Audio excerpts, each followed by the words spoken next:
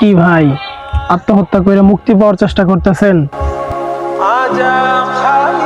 কোনো লাভ নাই।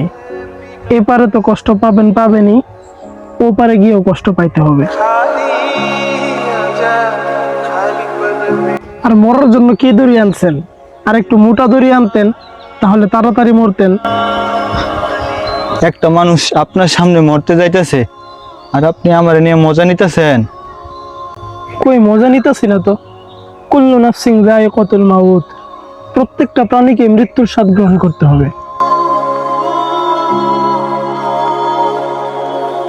আমি আপনারে বুঝাইতে চাইতেছি, এইভাবে মরলে পরপারে আপনার অনেক কষ্ট হবে। যেহেতু মরবেনই, একটু সহজভাবে মরেন, যেন পরপারে একটু কষ্ট কম হয়।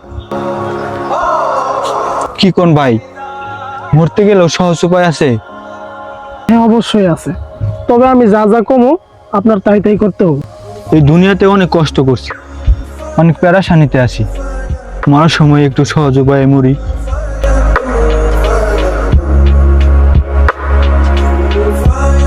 কারণ আপনি কোন মৃত্যুর কি সহজ উপায় আছে? আপনি যা যা করবেন আমি তাই তাই করব। ঠিক আছে, তাহলে চলেন।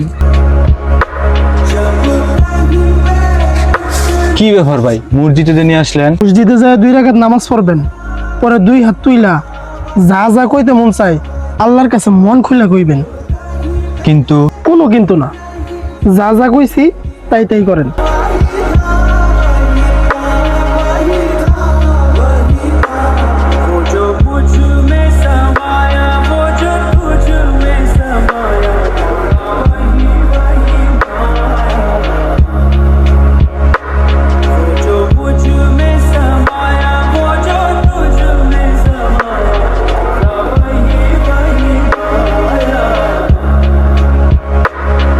ভাই, গুরুস্থানে যে নিয়ে আইলেন, এই কবরস্থানটা দেখছেন?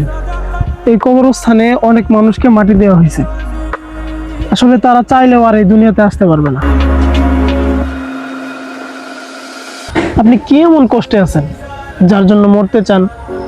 পৃথিবীতে কত মানুষ না খেয়ে মারা যায়, আপনি কি তাদের চেয়ে বেশি কষ্টে আছেন?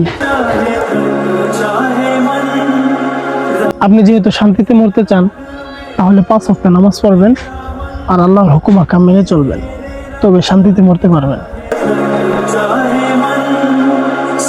सवेरा मेरे तन पर